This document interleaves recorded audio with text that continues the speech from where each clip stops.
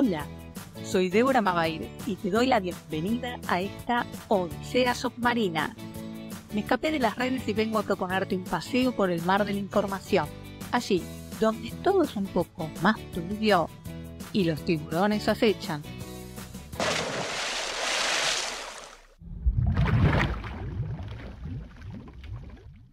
A principios del mes de octubre se realizaron 51 allanamientos en el marco de una denuncia por presunta fuga ilegal de $400 millones.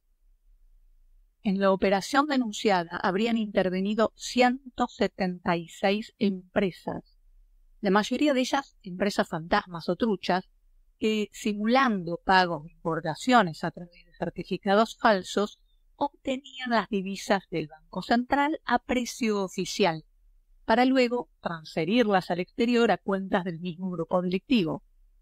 Se allanaron 18 bancos, 8 estudios contables y 25 sociedades financieras en Buenos Aires, Rosario, Córdoba y Bahía Blanca. Del avance de la investigación se realizaron otros allanamientos dispuestos por el juez Martínez Di Giorgi, donde se detectaron organizaciones financieras ilegales con fuertes lazos internacionales.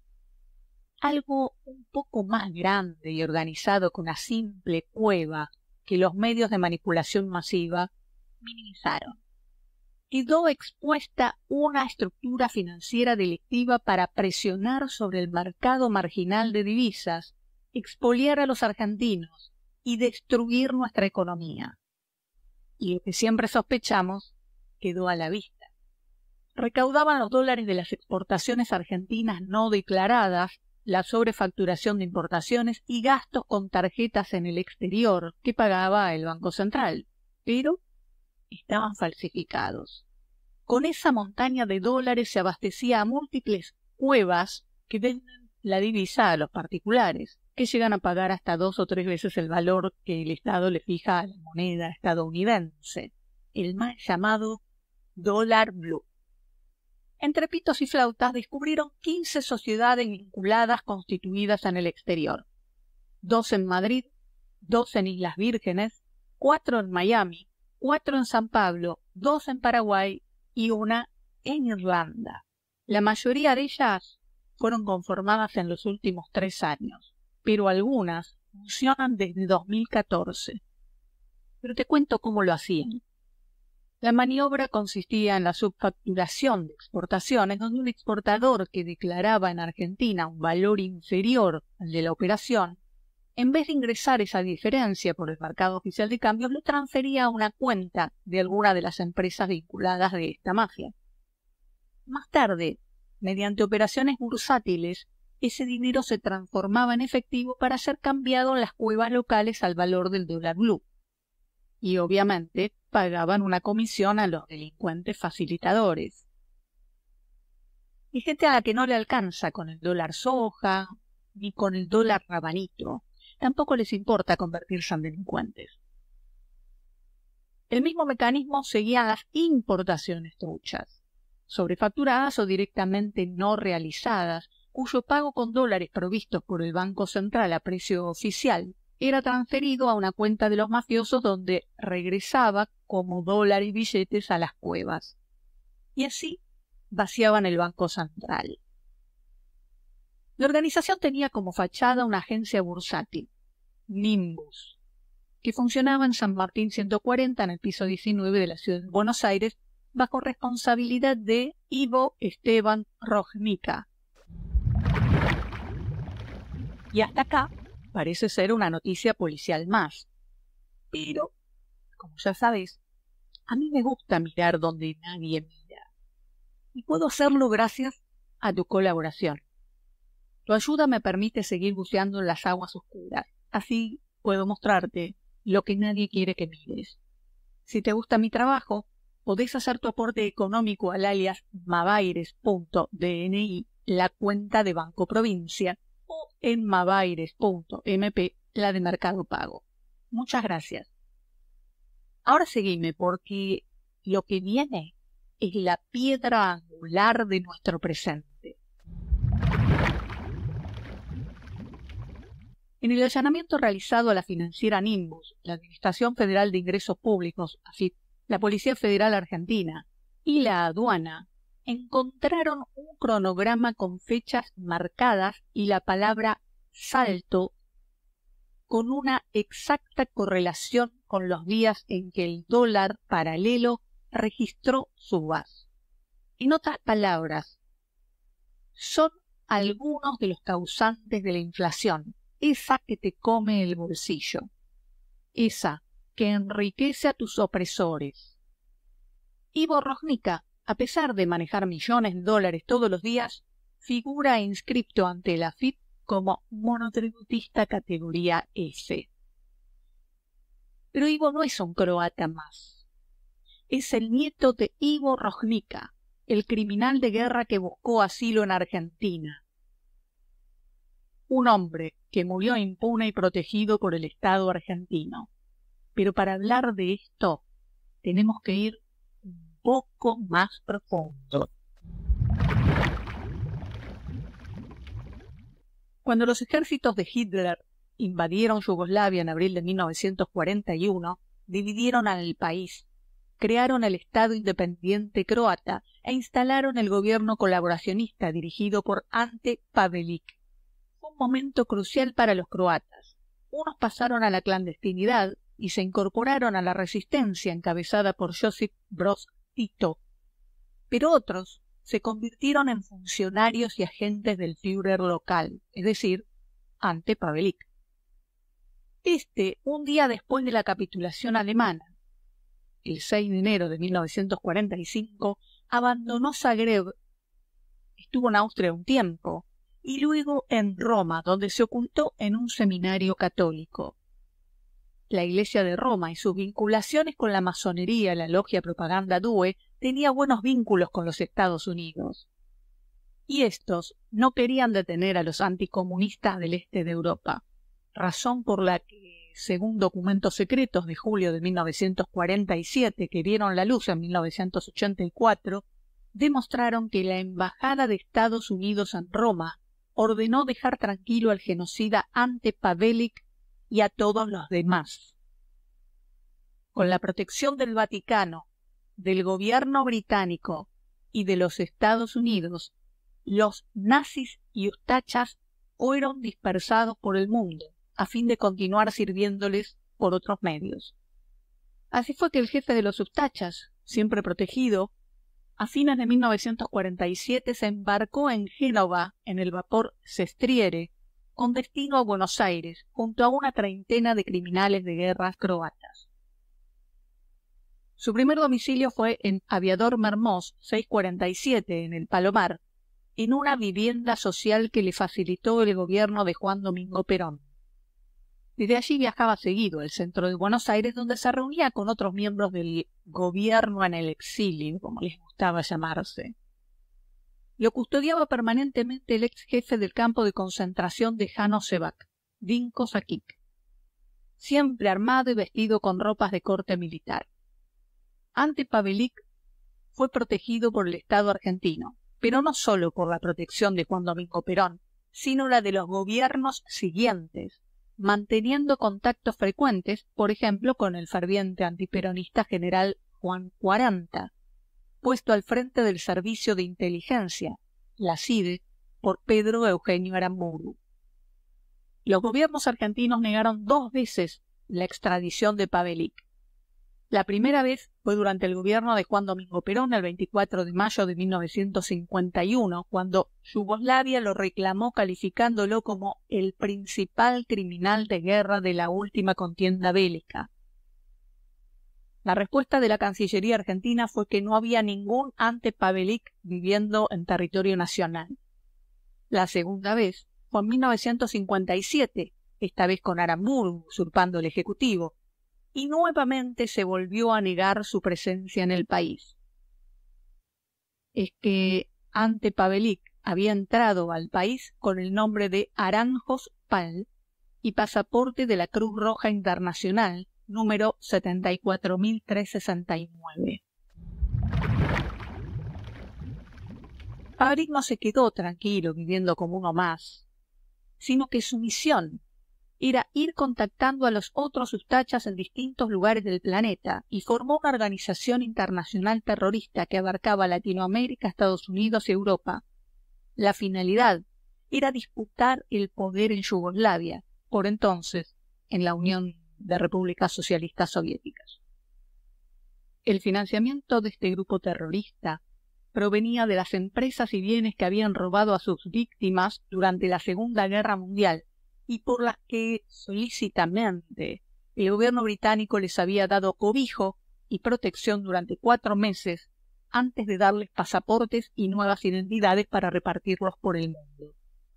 Fue en abril de 1957 cuando Pavelić, alias Pal, fue víctima de un atentado a balazos al que sobrevivió cuando llegaba a su casa en el Palmar, pero le dejó algunas secuelas, por lo que partió a Madrid en 1958.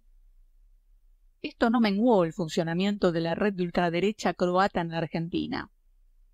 Muchos de los criminales de guerra que habían llegado con él siguieron en el país y otros se radicaron en Paraguay para manejar los negocios de tráfico de drogas y contrabando, al igual que lo hacían desde 1947 los que se habían instalado en Santa Cruz, Bolivia, donde habían conformado, gracias al entramado mafioso y la colaboración de los militares de ese país, una fuerte burguesía que aún hoy maneja los destinos bolivianos.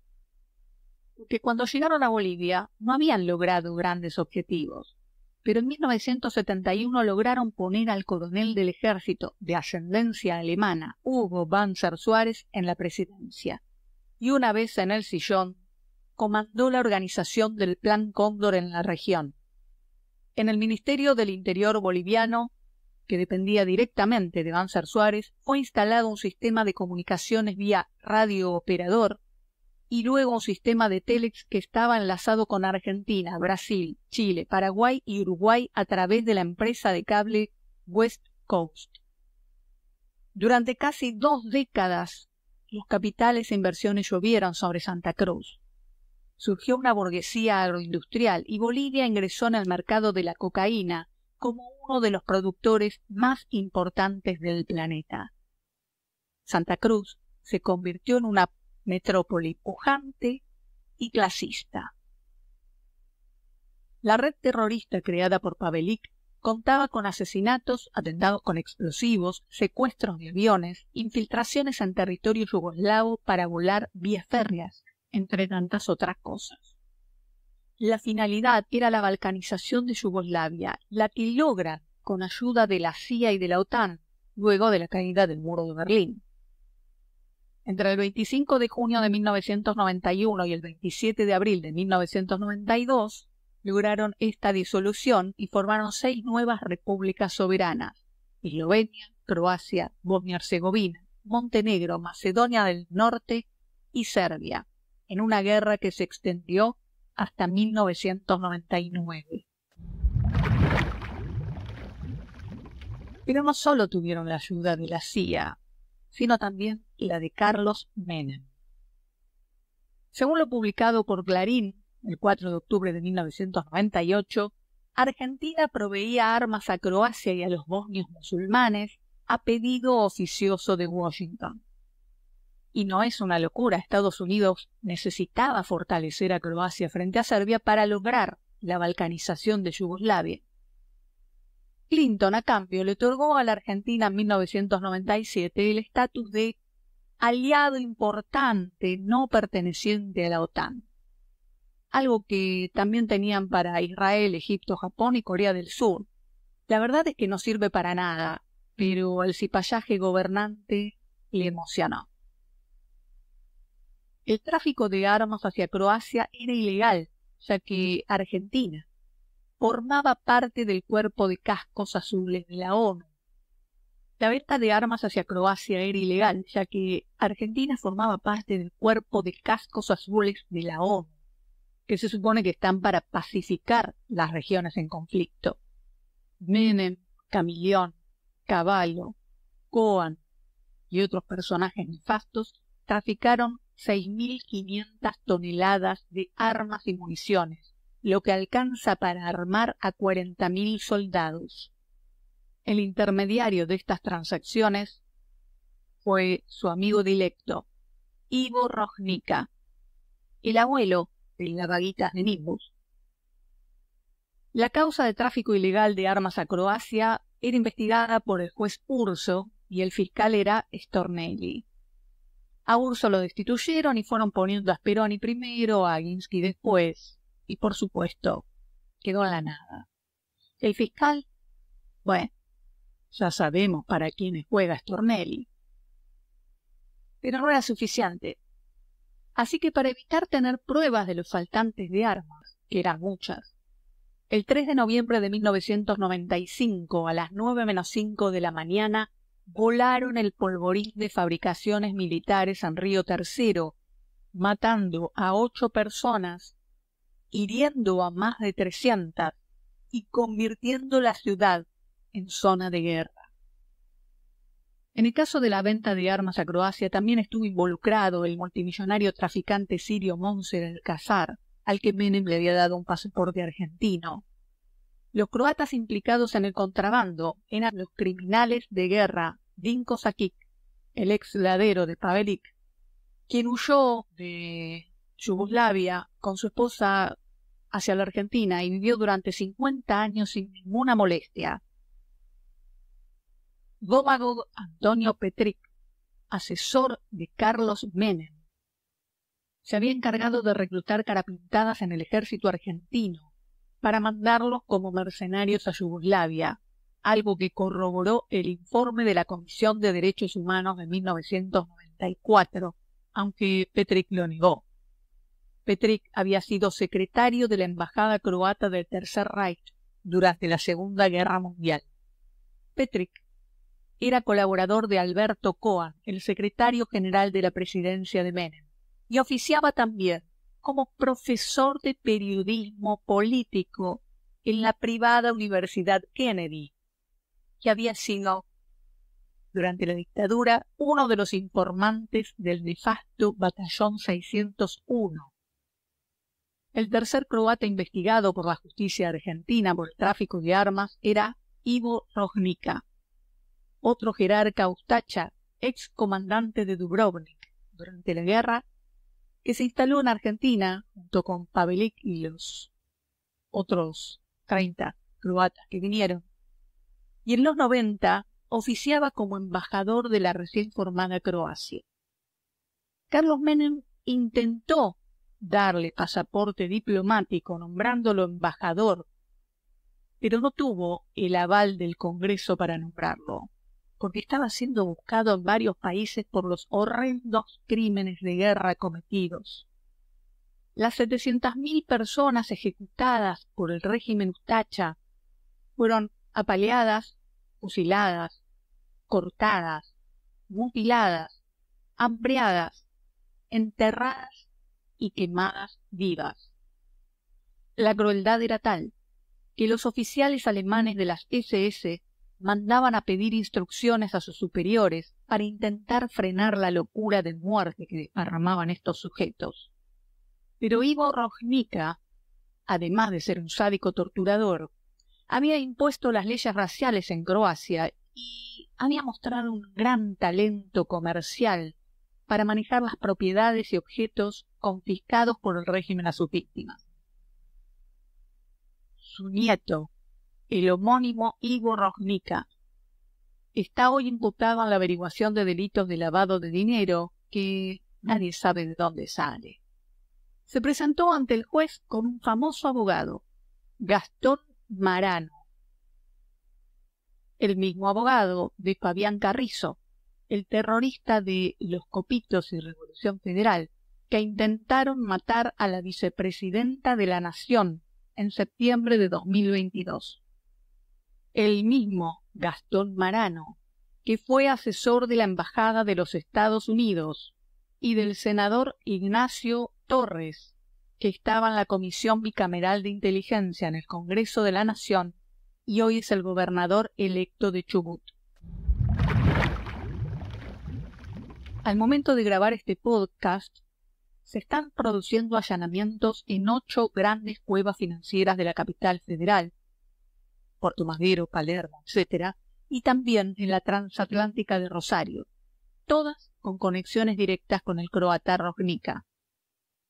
Aparentemente, están vinculados a otros grupos llamados los 12 Apóstoles, entre los cuales está la familia de Ramiro Marra, el candidato a jefe de gobierno de Peluca Loca.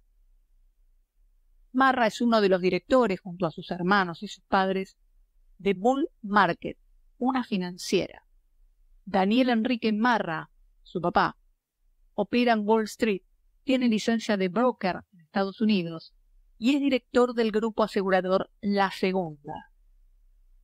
En 2018, Bull Market adquirió el sitio Dólar Hoy para convertirlo en la primera casa de cambio 100% online. ¿En qué se especializan? El negocio opera de esta forma. Si un inversor adquiere dólares a valor MEP y los retira de su cuenta, puede revenderlos en el mercado blue con una ganancia extraordinaria e inmediata, lo que se conoce en la jerga como maniobra puré. Es decir, nos hacen puré a nosotros.